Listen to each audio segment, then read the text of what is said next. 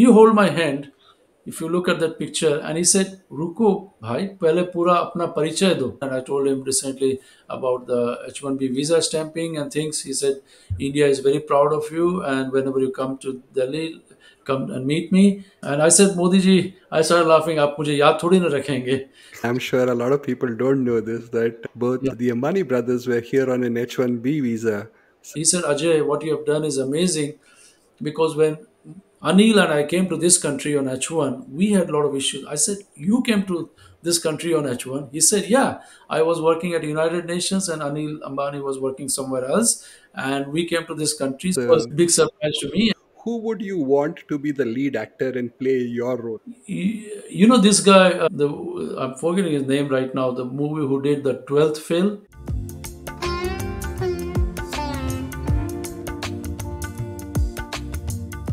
Welcome to the Indian Community Podcast. I'm your host Amit Gupta with my co-host Rahul Mehra.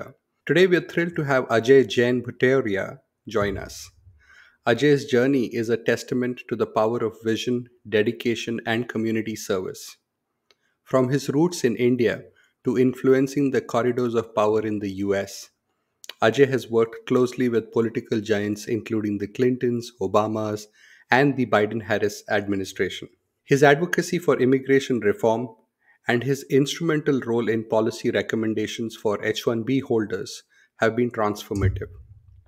His work reflects a deep commitment to the Asian American, Native Hawaiian, and Pacific Islander community. He is a champion for technological advancement and fostering educational opportunities.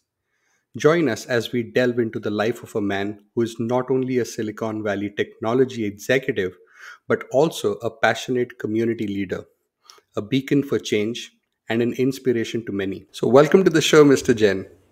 Thank you. Thank you, Amit, for having me here.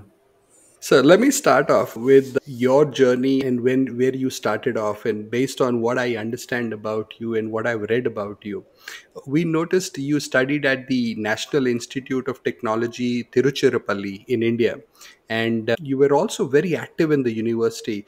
In fact, you were the vice president of the Leo Club and also an active member of the President's Entrepreneurs Club. And then 20 years later, I noticed in 2016, you were awarded the US Presidential Lifetime Achievement Award for Community Service from none other than President Obama. And here now in 2024, you are actually an active advisor for President Joe Biden. So tell me what inspires you and motivates you to be the shining example of community service and working so closely with these global leaders. Yeah, Amit, you took me to some of the best days of my life to NIT Trichy.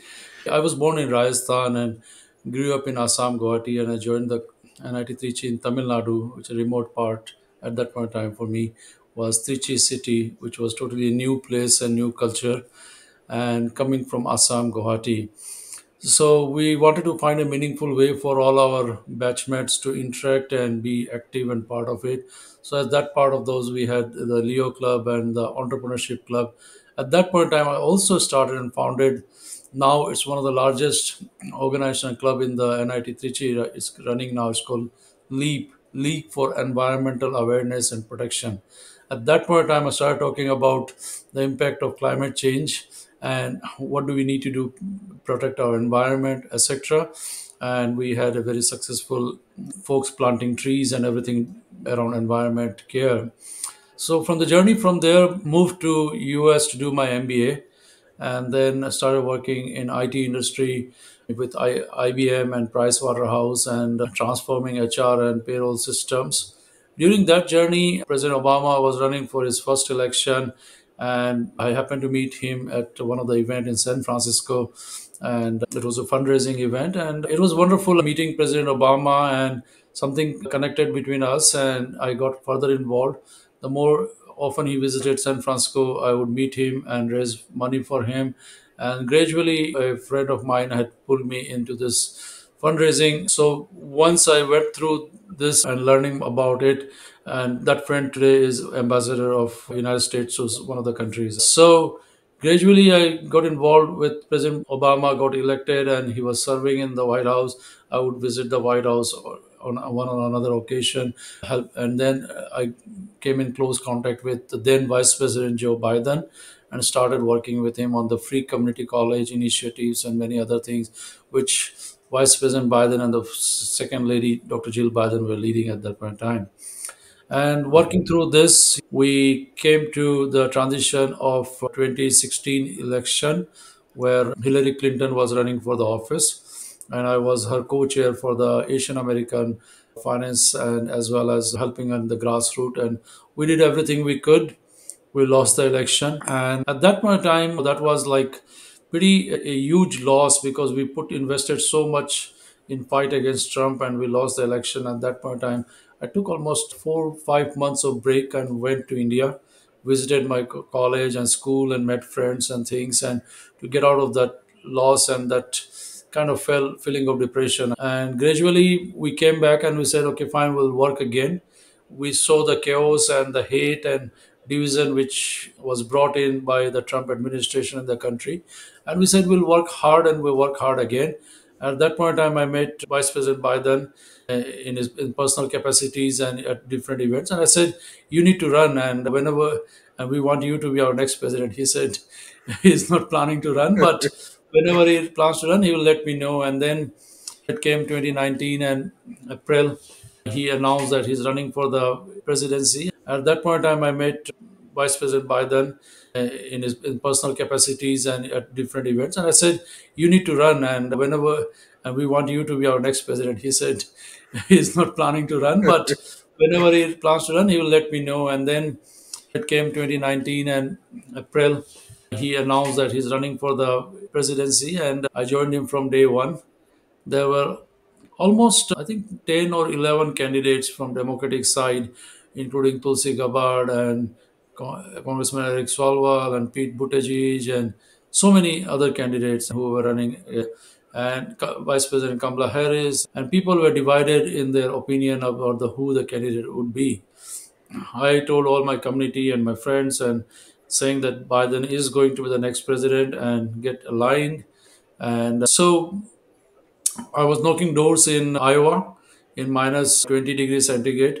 Being from California and going to Iowa was pretty tough, but it was a good experience.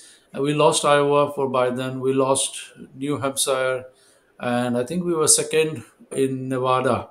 And people had pretty much given hope on our campaign, and Bernie Sanders and everybody were thinking that he's going to be the guy. But in the core of the heart, I believe that President Vice President Biden is going to win the election.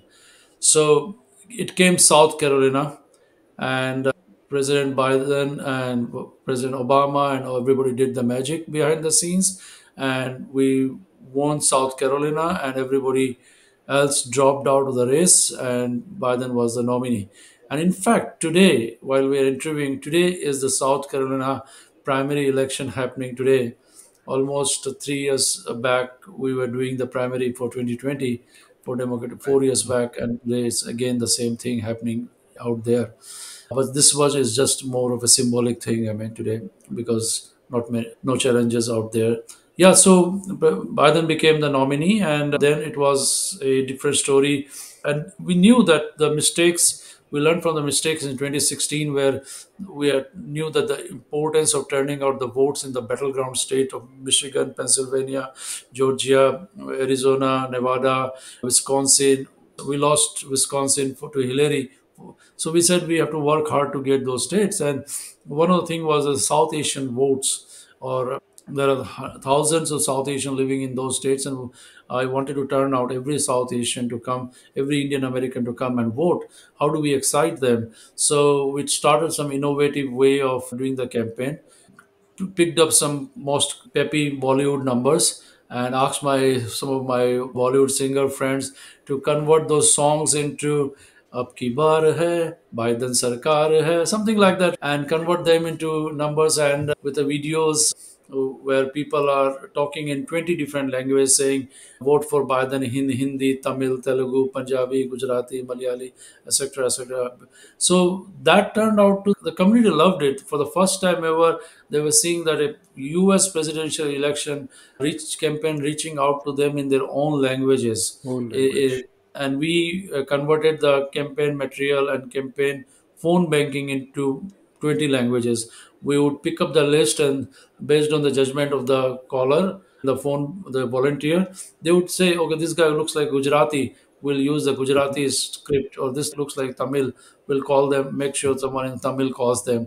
And that connected the people very well, because music, food, culture connects us and brings binds us, and that's what we saw. And it was a good hit, and we had a large turnout of South Asian votes, and the rest is a history. President Biden was elected, and Vice President Kamala Harris was elected as the first vice president of Indian origin. And yeah. So that is excellent. In fact, I remember those campaigns myself, and they were going viral everywhere. In fact, even in our WhatsApp groups within, because every Indian community has a WhatsApp group, right? You'll have an Right. Atlanta Indian community, and those videos were all over, right? Everybody was sharing those videos, and it was fun. And also it made us realize that, okay, hey, we are being noticed, and our culture is also being celebrated. So that was an excellent. But I wanted to ask you, what was President Biden's reactions when he saw those Bollywood style campaign videos? Because I don't think that has ever been done before. So what was his particular reaction when he saw it? Yeah, this was the first time we did it, and actually, I did not have a chance to share the video with President Biden himself. It was Okay. no, but the campaign team loved it, and the campaign team got excited. We did tell him, I did tell him about doing in multiple languages, and he was so happy and excited about it.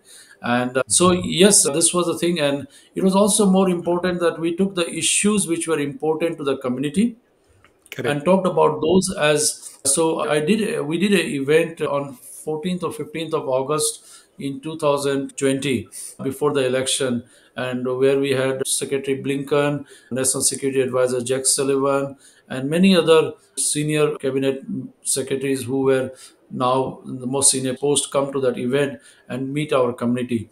And we did talk about that when President Biden becomes the gets elected, he will work hard on the ending the green card backlog. He will work hard on H-1B visa issues, and protecting the temples and our places of worship, and many other, for economic development for South Asians, for small businesses and things, and language access, converting federal websites into multiple languages, etc. So those were some of the key issues which I learned from our community, what is important to them.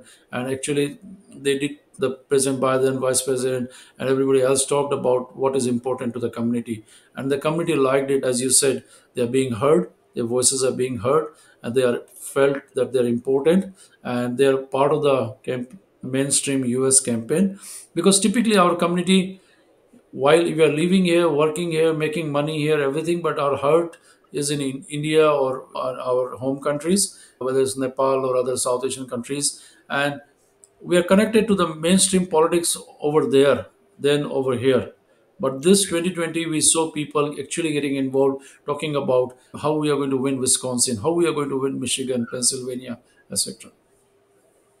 That is excellent, sir. And you stepped into US politics, right? And you were also instrumental in bringing about so much of change. What would you say to the younger generation? Why should they also consider active politics? What is it? What is possible, right? So, because you've came here, you became an active member of the political arena, and you brought about this change. Why do you think you were able to do it? And what would you recommend as an advice for the next generation? Why should they also come and join? Yeah, it's thank you for bringing the question. It's important that the country we are living in, the country which we are calling home now, and the policies impact us. If we don't participate, we'll be silent, and the policies will be implemented without our participation. And some of the policies may impact us in a much bigger way. Let's talk about one of the controversial bill which was presented in California, SB 403, for caste issues, and that I saw for the first time that our community participated very actively. People who have nothing to do with politics, they came out on the street protesting against the bill, that the bill was not needed, and the bill was representing the Indian community in a wrong way. So that grassroots participation of people raising their voices, and bringing impact, bringing requiring to change the policies of the government, is something what we should be striving for at every stage, whether it's the school district, where we want to make sure that the school books are correctly representing our values and traditions, or the change we want to see how the school district should work to empower our kids for mental health and other things what our kids need, or whether it's a city council where you're making sure that your city has all the resources you need, or for you have the small businesses. So there are different stages people can participate. They don't have to be a full-time political as a source as employee or employment, or you can be working somewhere in tech or journalism or as a medical doctor or nurse, but you could still be taking part in the political process and making sure your voice is heard and your opinions are heard, and you're fighting for the things what you matters to you, whether it's for the reproductive rights, or whether it's for healthcare, or whether it's for mental health, or for small businesses or immigration issues. There are so many things. You decide whether climate change, and then you fight for it. And it's important you take that step, work on the city councils, work on the commissions in your county, district, or at the state level. And many people now, I see every other month someone running for Congress. I see the last name Patel running for Congress. I see the last name with the whether it's so Indian people running for Congress, young generation all over the country. It's a pride. We started in the Congress with I think one member of Congress, and now we have five member of Congress who are of Indian origin. And I'm hoping to see more and more people joining. President Biden has appointed the highest number of people from the Indian origin, and there are almost like 250 people in his administration at one of the some of the highest levels. Mr. Bhutoria, it actually feels great and very inspiring to speak to somebody like you because I've never been speaking, never spoke to somebody so high placed and very closely placed to such big leaders of the world. And we also read about that you are a technology person, you are a Yes. technical person, and plus you do this a lot of political activism. You are involved in community service, so, and you have also gone from India and made a career in the US and done the way usual people do. How did you get the time to do all this? All the things parallelly. It's a very big question actually, because a lot of people are busy earning just morning till evening for the daily bread. So, how did you get the time to and become so successful at it? And Rahul, Well, just to add to that question, sorry, Mr. Jain, just one more thing. There's one other thing that you have not noticed. He's also a very active family man. So I've seen a lot of his videos with the families. He's All right. mixed. So he's balancing work, community, politics, and family all together. So we really want to know, do you have a magic wand? How do you find time Because in to? India, what happens is generally people who are in politics, they're from political families, so they leave everything and get into politics, and then they are doing all the politics. But here you are simultaneously doing multiple things, so that is a big thing. How are you able to manage it?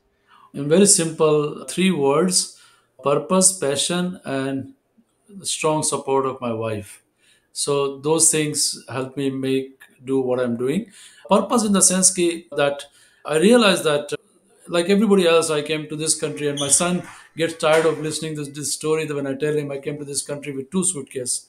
Literally, I came to Los Angeles airport from India with two suitcases, and then built this journey out here.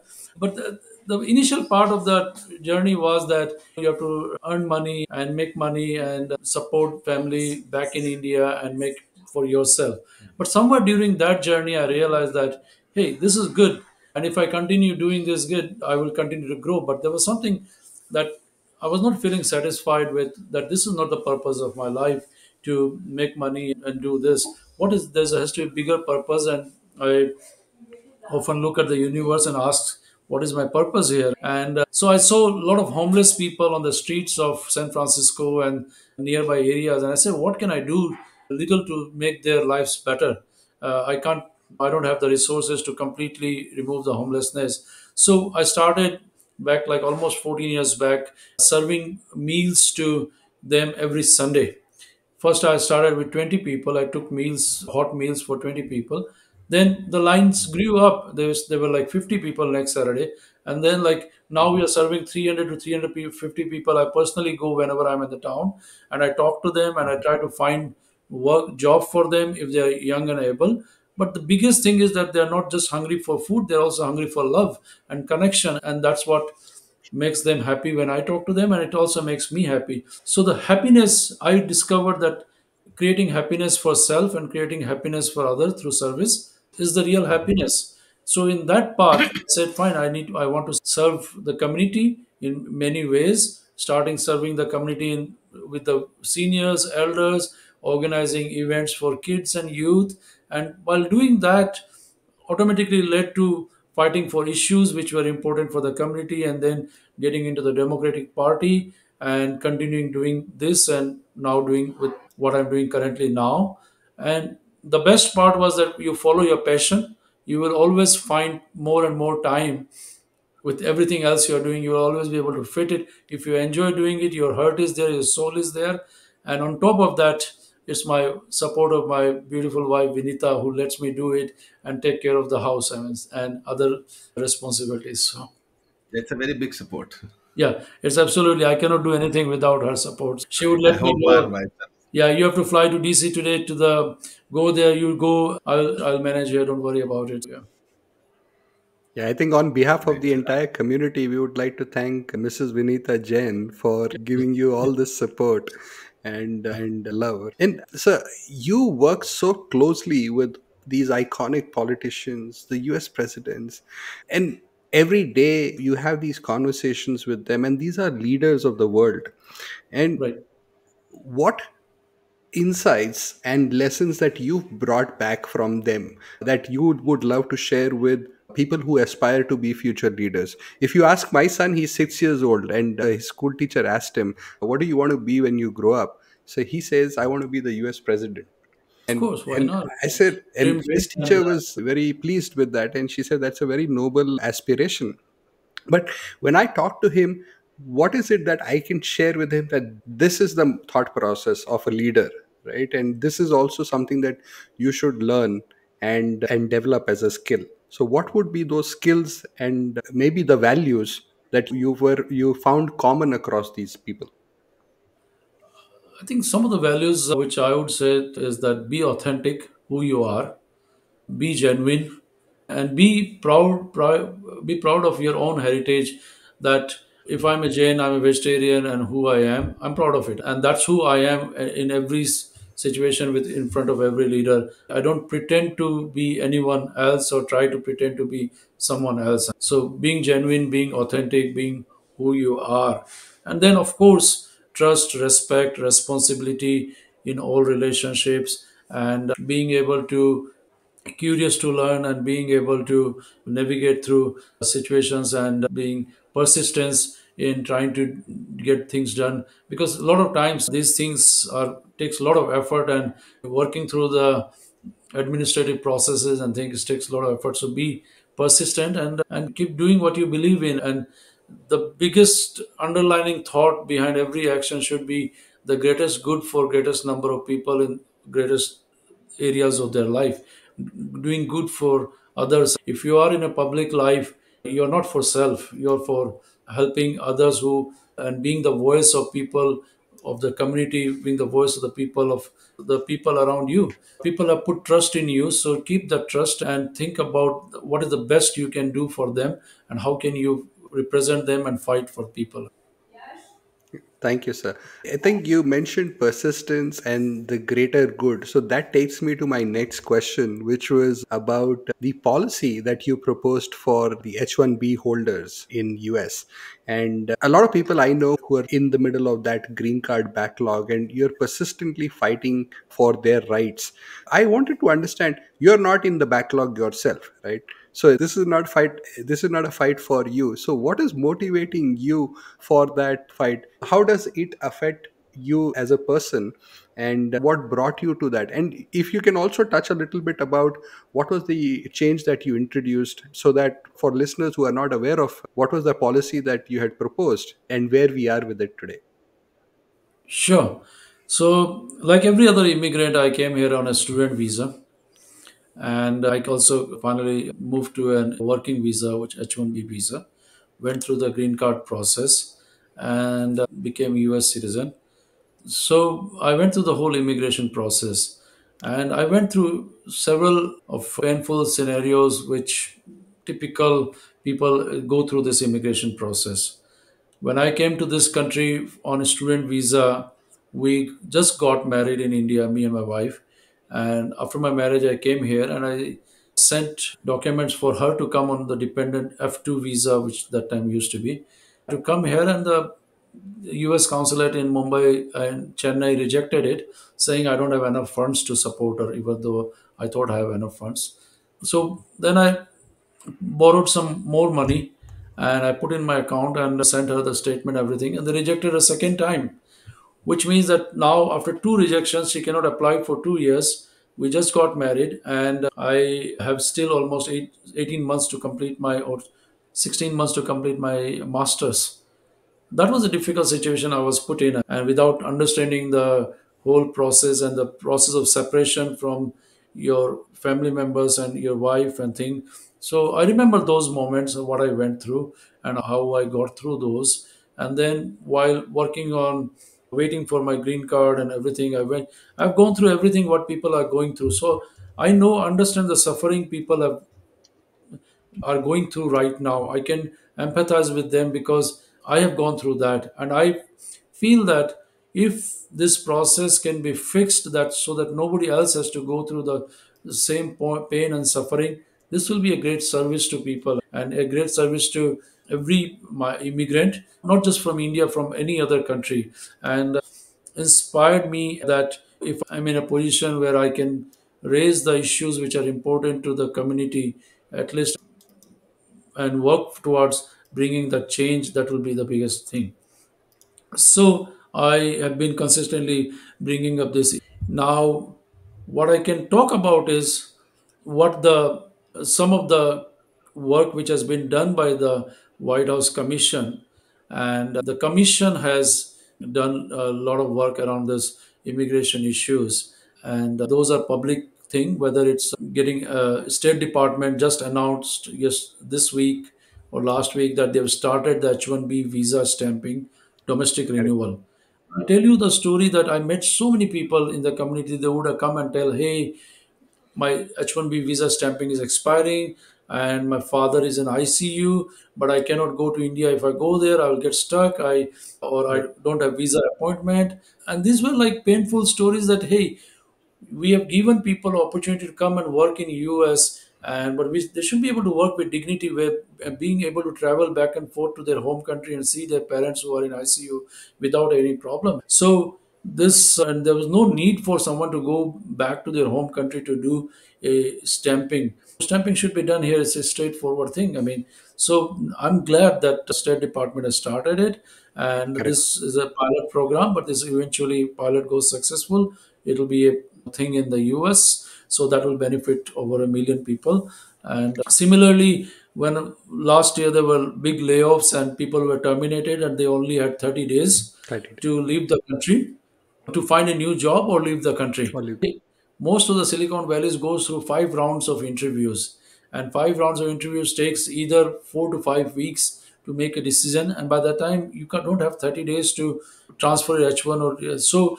30 days is not a reasonable time to find a new job in that market situation.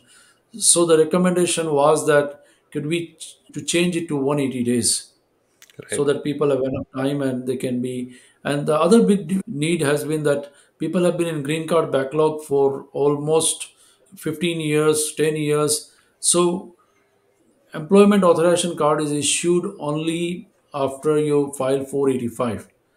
Right. And then, so the request is that issue employment authorization card when I-140 is filed and 5 years of green card backlog. Once you get that, you can work for any employer, you can transfer jobs, and it's almost like getting a green card. Your life becomes much easier. Kids aging out, kids issue will be resolved. So all these issues, I think, are in the process of being worked on, and some of them have been, we are seeing the policy change, and many are being process of worked on. Congratulations, sir, Right. for your persistent effort. And I would also say the empathy that you have towards all these people. I'll tell you, when I read that, I was really, I will say, relieved to see that 30 days is being proposed to 180 days. And I'll tell you, because there was somebody that I knew who had to sell their house, and they had to go through a panic sale, and which also led to losses for them. And of course, people not being able to visit family in times of need, we are all aware of those scenarios too, right? I would like to congratulate again on behalf of the whole Indian community that is stuck in this green card backlog. Thank you for your persistence and continued Yeah. effort to make their lives And we should thank President Biden and Vice President Kamala Harris and the VRP team and the VRP leadership, Crystal Kai, Erika Murthy Sugu. And those are the people who have helped get these things done. So, of course, and thank you to them too. Yes, thank you. Mr. Bhutoria, when we reached out to you for this interview, you were very gracious to give us this time without even actually properly knowing who we are and where we belong to. Of course, we had given our introduction. You were a busy man. And so, what are the values that bring this humility? You gave us a straight away appointment to do an interview. There are some values. I'm based in New Delhi, so I can understand if I forget somebody speaking to Mr. Modi, even if somebody is three levels down, if I ask them for an appointment, they will act very pricey in India. Very pricey, not even pick up my phone perhaps ever. I don't know. So Spoke to Amit for the first time. I get a lot of requests for interviews, and most of the time I don't do. You will not see my many interviews on the internet or eyes. Mostly I go on talk on Ask and Republic, Bharat and Indian TV channels about some of the current issues pertaining to the time what we are in. But when Amit told me that he's starting something for the first time, he wants to bring connect to the community and bring take this message from different people and what their journey is to the community. So I said, here you're beginning a new beginning and putting an effort. And if I could be of help in making you successful, I'll feel good about it. And so that's why I agreed to do that. So, thank you so much. Thank you so Thank much you. for that. Yeah. Great. Mr. Jain, you're also a celebrated author, right? I've seen your books on Amazon and two different genres also. So, one book is called The 100 Life Management Tools for a Happy Life. And then there's another, which is the HR Management with the SAP. So I'll speak about the tools for a happy life. I was curious about that. I'm not from the SAP industry, so I may not ask the right question. But happy life, everybody wants, right? So yeah. can you share a small summary of what the reader can expect from that book, and how do you really tap that emotional intelligence, because you mentioned about the emotional intelligence that can help you create happiness. I was very curious about what you mean by that, and what can I expect from that book. Absolutely. We have one life to live, and we all go through ups and downs in our journey of life, and through our struggle and moment of success and happiness and moment of challenges and difficulties. And how we respond and react to those moments is important. And how do we adapt to all those challenges and navigate through? And what gives us happiness and what is the meaning of happiness to us may not be the same meaning to different people. Everybody assign the meaning of happiness to something. What happens is that when a child is in school, they say that, okay, fine, if I go to college, I'll be very happy. And if I go to find a girlfriend in college, I'll be very happy. And then find a job out of the college, I'll be happy. And then after the job, I'll buy my first house, my first car, I'll be happy. And by the time I'll get married, I'll be happy. And so on and on. We keep postponing the that to be happy to future thing, that if I get this, if I get that, if I do this, if I travel, I'll be happy. If I travel to Switzerland, I'll be happy. And then person reaches Switzerland, see all the scenarios, still he's not feeling happy. So the moment to be happy is now, living in the present moment. The per and the and it's a little nursery poem. The time to be happy is now, the place to be happy is now, something like that. So it talks about, and also in our, one of the important thing is that to have good relationships in harmony with everyone, with your family members, with yourself, with your family member, in the community, in the out in the organizations you work with, the mankind, with the animals, with the environment, and everybody. So how do you do establish that? Does through understanding and through open communication and using trust as a factor, and on top of that you add of all the other ingredients, which are gratefulness, which are using power of empathy, being able to understand others position, compassion, and so many other things. So I talk about these different elements in the book. There are like 25 chapters. In each chapter you can pick up from anywhere and read about it, and you talk about. One last thing I talk in the last chapter is the, which is also using the emotional intelligence, is the use of emotional tone scale. We'll find that everybody in life is a different emotional tone scale. Somebody is very angry, they talk in anger. Somebody is very depressed and they talk in, I lost my cat, I don't know what to do. And somebody is in fear, somebody is in hate, and somebody is very cheerful. So how do we communicate with people who are in different tone scale and still bring them to develop an understanding and relationship? And how do we handle people who are in anger, and how do we bring them to cheerfulness, versus how do we always remain in cheerfulness and enthusiasm? Buddha sitting under the Bodhi tree was it calm and serene. How do we remain in that state of beingness? And that is what I talk about. Yeah. That is That's beautiful. quite deep. Yes.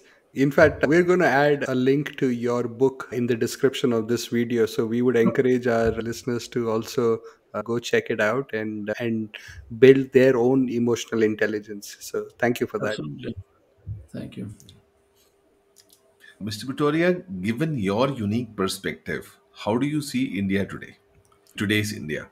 And what are the most important changes you have noticed in today's India as compared to the time when you lived there? Today's India is going to be one of the most powerful country in the world. Today's India is very confident.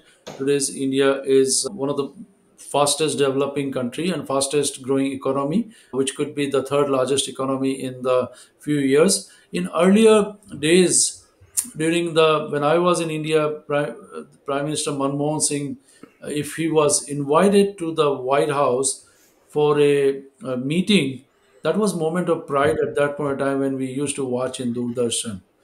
Today's India, I was there at the White House welcoming Prime Minister Modi with 5,000 other Indian Americans, and with everybody chanting, of course, Modi, but they also chanting Vande Mataram and things. That was today's India. The power of India on the world stage as world leader, where US and India are equal partners. They are just not, they are equal partners working in collaboration. US India relationship is one of the most consequential relationship as described by President Biden, where to counter China in the Indo-Pacific region and also on all the world stage. Today's India has the infrastructure, which is one of the most developed infrastructure, where the roads are as good as roads in US. India has some of the best the train system and the bullet trains. And I met the railway minister of India. He was here a few months back, and I told him, "Hey, could you do a the this?" He was talking about the fast rail system in India. I said, "Could you build that in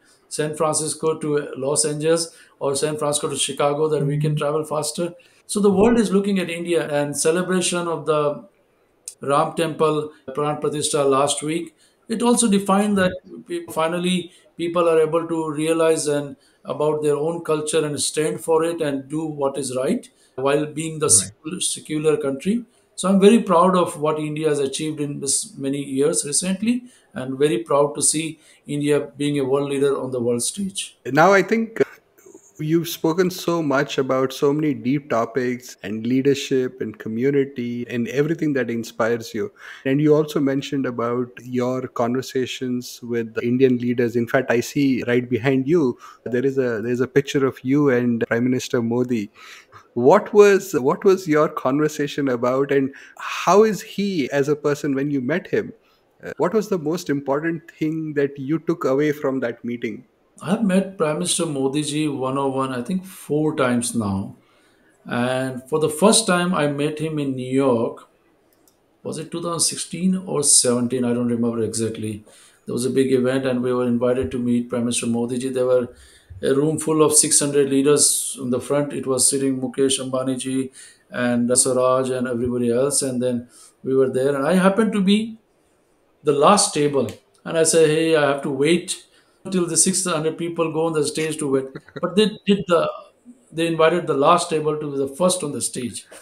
So, Oh, so I happened to be the first guy walking to greet Modi ji in that event, and I greeted him and shook hand and introduced myself and just told my name Ajay Bhutoria. And I thought there are a lot of people waiting behind me, so I should walk fast. He is such important person, and I should not take much time. He hold my hand. If you look at that picture, and he said, "रुको भाई, पहले पूरा अपना परिचय दो." Look at that leader who is the world's most influential leader, and he's asking me to give me my pura parichay. And so then I introduced myself and I talked what I do and think. And so recently I met him in state dinner at hosted by President Biden and Vice President Harris. And they were so during that meeting I met him again and we talked about, and he asked what are you working on, and I told him recently about the H1B visa stamping and things. He said India is very proud of you, and whenever you come to Delhi, come and meet me. And I said, Modi ji, I started laughing. आप मुझे याद थोड़ी ना रखेंगे. He said, no, no, no, I mean it, and he told his staff. Same thing, Ambani ji was sitting on my table there, and we had a good conversation. And when we talked about visa and thing, he said, Ajay, what you have done is amazing, because when Anil and I came to this country on H1, we had a lot of issues. I said, you came to this country on H1? He said, yeah, I was working at United Nations and Anil Ambani was working somewhere else. And we came to this country. So what you have done, you will get huge blessings. Look at that. They interact with and make you feel like close, and without you interact with, so like you're meeting as a friend. So that is one thing I did not know, and I'm sure a lot of people don't know this, that both the Ambani brothers were here on an H1B visa. So, was big surprise to me. And after that, we had a long conversation. And but yeah, that was interesting. excellent. So, Mukesh Bhai and Anil Bhai, if you're watching this, you're definitely an inspiration for us and for every H1B holder, right? I think once you become an entrepreneur, that is also possible, right? So, you can also achieve those heights. So, that is again, I think this is more inspiring now that this is also possible. This is the American dream in one way that we are all here for. Oh, We'll I mean, Silicon is full of people who have come here on H1B and started such so many big companies and so many successful companies, correct. and then become job creators and hired thousands of people. So we're full of people surrounded with that success stories, and they're hardworking stories who have never give up and continue to try work hard. I mean. Excellent. So we'll move to some really good, fun topics. Hopefully, you like these questions and you'll also share some witty answers with us. I'll start with the first one. We know you have had dinner with most of the leaders that are there today, right? But if you could go back in time and have dinner with one historical figure, who would that be? Would that be Mahatma Gandhi? And I would talk to him about keeping the two countries together. Nice. Oh, that's a great one. That is very That's a great. powerful. Yes. And sir, you mentioned that you came to the US with two suitcases, right? And today, look at I don't you. remember there were VIP suitcases. The brand was VIP. I can now visualize that, okay. But let's say if there was a movie that was being made on your life, who would you want to be the lead actor and play your role? Would be the lead actor. You know this guy. I'm forgetting his name right now. The movie who did the 12th fail. The what is his name? Vikram Messi. Huh? Vikram Messi. See, he would be a great Vikram actor Messi. to portray, because the 12th fail. I literally cried after watching that movie. It shows the after you're going through so much struggle, the when you see success, how you feel about it. And I was able to relate to certain areas of moments of my life when going through this journey. I had to go through certain struggles, and I say, hey, you keep doing and keep continuing in what you believe in, and then you will see success no matter what. I mean, so Great. And what is that one book that you would like everyone to read? what's I when I was going through some tough times, I read one book called Tough Times Never Last But Tough People Do by Robert Schuller.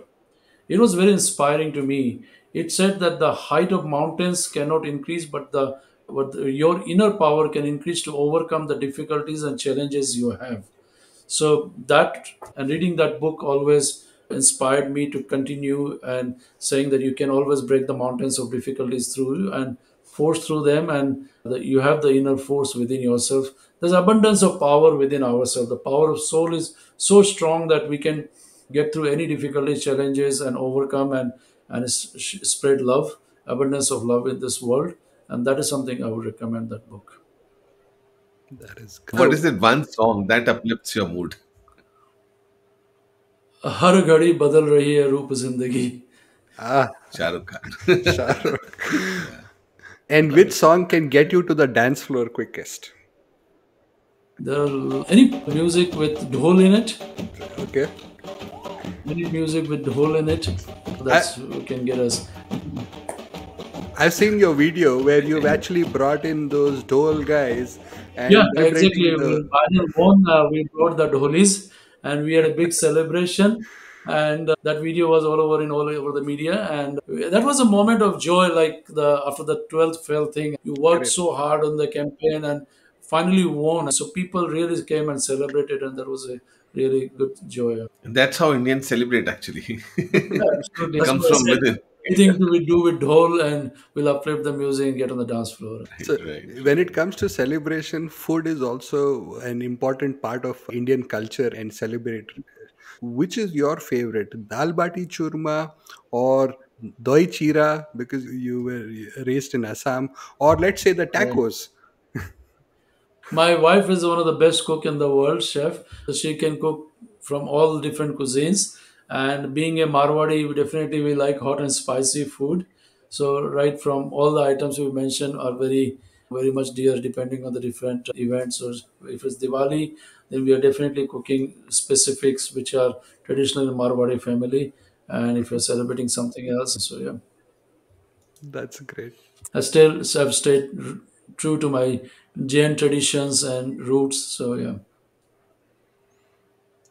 So, your favorite Bollywood movie? my favorite Bollywood movie has to be Amitabh Bachchan's movie, whether it's Agnipath or Hum. And but recently there has been many movies, inspiring movies, but still Agnipath is one of them I remember a lot. I mean, Agnipath. from Amit. The movie is very closely from the same era. Yeah, They came at around same times. Yeah. yeah. Excellent, sir. I think this is wonderful. We really enjoyed speaking with you. Any Same. last message that you would send out to the Indian community? What would be that message that you would want the entire Indian community around the world to hear from you? Dare to dream big. There's no limit one should put on their dreams, and then work hard and to achieve those, and then do the greatest good for greatest number of people in the greatest areas of their life.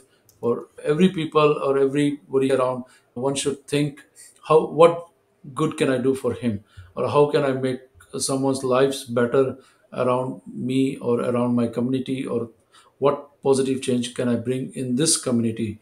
We always try to do charity back in India, but let's find to do charity in your local communities. There are a lot of homeless people, there are a lot of people who are struggling to go to college or schools, and they need help. So let's do local charity and work in the local community, uplifting the local communities Thank you, sir. first. Great, sir. Excellent. Thank you very much. Mr. Jain, on behalf of all our listeners, and thank you for gracing the Indian Community Podcast with your presence, your journey, and everything that we heard today. I think I'm deeply enriched understanding you, and I'm truly inspired. And I'm sure all our listeners are going to be extremely inspired too. Your dedication to community service and the impact that you're bringing through your political engagements, I think that is the true spirit of being Indian and being a true leader, right? So I'm really grateful for the time and the wisdom that you've shared with us today. So thank you so much, sir. Thank you, Amit. Thank you, Rahul, for having me on the show, and I'm grateful for you to be having me on the show. Thank you.